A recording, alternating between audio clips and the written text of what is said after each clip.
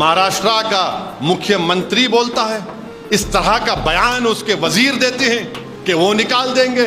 दोस्तों, औरंगजेब के विवाद को लेकर एमआईएम पार्टी के प्रमुख बैरिस्टर जनाब असदुद्दीन अवैसी साहब महाराष्ट्र के मुख्यमंत्री देवेंद्र फडणवीस पर जबरदस्त भड़के। महाराष्ट्र के मुख्यमंत्री देवेंद्र फडणवीस महाराष्ट्र विधानसभा के अंदर बयान दिया था कि हम लोग औरंगजेब के कब्र को तोड़ के रहेंगे।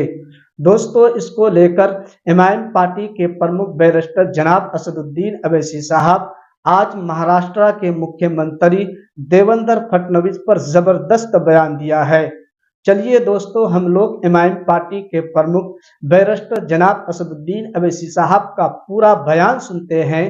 औरंगजेब को लेकर महाराष्ट्र के मुख्यमंत्री देवेंद्र फडणवीस पर क्या बयान दिया है। 300 साल पहले हुआ, तुम अब मुझसे पूछ रहे हो। नहीं, तुम बोलो, मैं बोलूं तो फिर पुष्पमित्रा संघा कौन है? तुम्हारे डैडी है उन्होंने। अरे मुल्क में बेरोजगारी है, पीने का पानी नहीं है, लोग बीमार पड़ रहे हैं, फैक्ट्रियां बंद हो रही हैं, चीन भारत की जमीन पे कब्जा करके बैठा है। मगर नहीं, 300 साल पुरानी बात करे तो सब चले जाता। और जब मौर्य तुम्हारे बारे में कलम लिखेगा ना, तो कहेगा कि तुमसे बड़ा कोई जालिम नहीं था। और आरएसएस बोल रही नहीं नहीं नहीं, हम ये तशद्दुद सही नहीं है। अच्छा, पीछे से पूरा करना और आके बोला ने पानी डाल देते हम। अब कोई बोल रहा है कि इनकी खबर तोड़ देंगे, कोई बोल रहा है हम ये कर देंगे। ये जानते नहीं है कि जब कोई इस जमीन में चले जाता है या कोई अपने मजहबी रसूमात के तहत दुनिया से जाता है, सबको अल्लाह एक दिन जमा करने वाला है। तुम आज बड़ी बड़ी बातें कर रहे हो ना, इंशाअल्लाह ताला हम उस दिन कामयाब होंगे। आज तुम इख्तिदार के नशे में आकर तुम बकवास बक रहे हो, तुम बकवास बक रहे हो, तुम नफरत के मजाहरे कर रहे हो। एक महाराष्ट्र का मुख्यमंत्री बोलता है, इस तरह का बयान उसके वजीर देते हैं कि वो निकाल देंगे। और फिर जब गड़बड़ होती बोलते नहीं नहीं, वो पिक्चर की वजह से गड़बड़ हुई। अच्छा, पिक्चर की वजह से गड़बड़ हुई? तुम क्या कर रहे थे? तुम्हारा ही शहर है ना वो नागपुर। और क्या किया इन्होंने? कुरान करीम की आयतें जिस चादर मुबारक पर जला दिया। दोपहर में जाकर कंप्लेन दिया गया कि एक्शन लो। और जाहिर है बाद में तशद्दुद हुआ, हम उसकी मजम्मत करते हैं, कंडेम करते हैं। मगर आप बोल रहे नहीं पिक्चर की वजह से हुआ। अच्छा, पिक्चर की वजह से हो रहा है सब। और आप क्या कर रहे हैं? हाथों में मेहंदी लगी हुई है आपकी, आप हुकूमत आपकी, पुलिस आपकी, इंटेलिजेंस फेलियर आपका। क्यों कर रहे हैं सब ये? अरे लॉ एंड ऑर्डर अगर पैदा हो रहा है तो तुम्हारी वजह से हो रहा है। तुम्हारे जो लोग आज वजीर बने बैठे हैं वो मुसलमानों के खिलाफ गंदगी, बकवास और जहर को फैलाकर मंत्री बन चुके हैं। उनको कुछ नहीं कर रहे हैं। ने खबर को निकाल देंगे, उसको निकाल देंगे, ये निकाल देंगे। अरे रूल ऑफ लॉ से चलेगा या तुम्हारी मनमानी से चलेगा? बताओ हमको।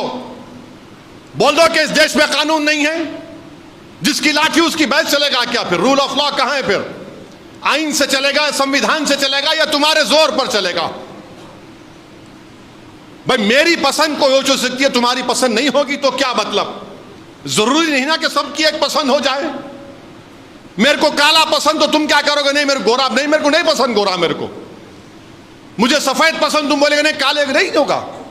और फिर एक हैरत अंगेज बात यह है कि उस बादशाह के बारे में जो लोग बात कर रहे हैं ना, छत्रपति शिवाजी के पोते छत्रपति शाहू वहां खबर पे गए थे।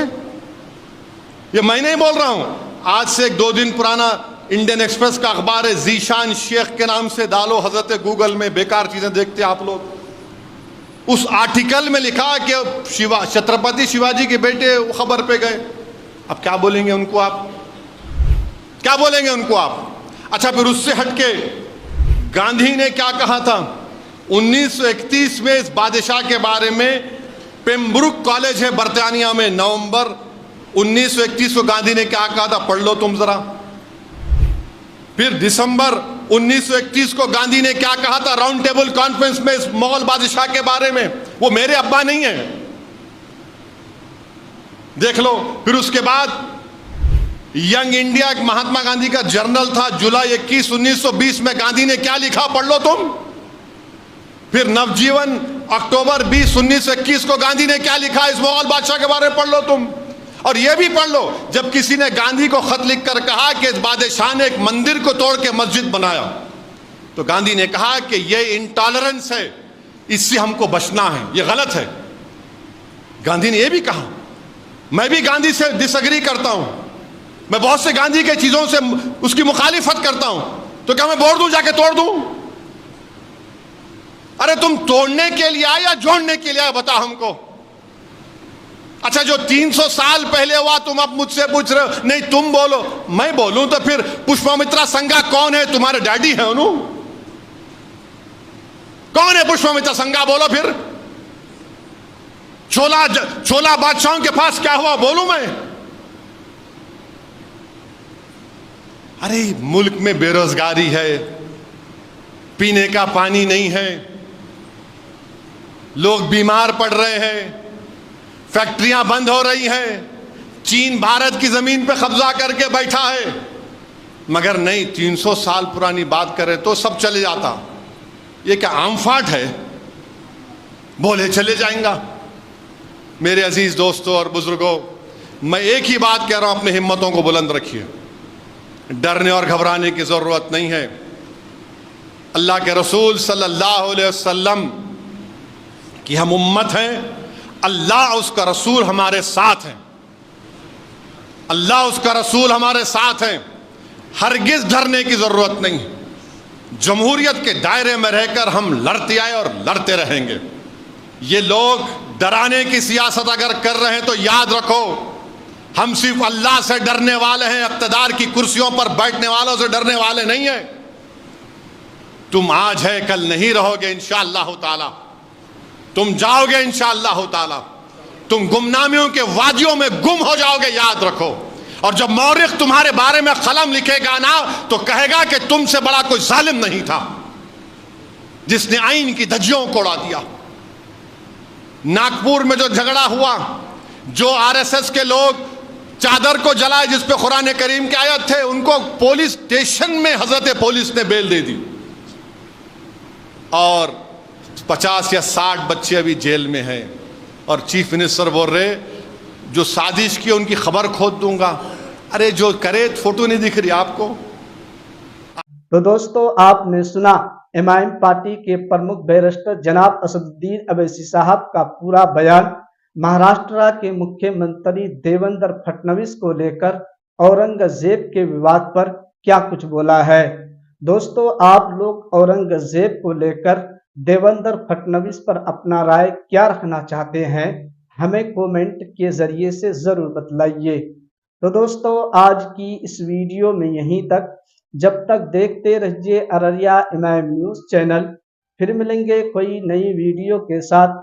अस्सलामु अलैकुम व रहमतुल्लाहि व बरकातुहू।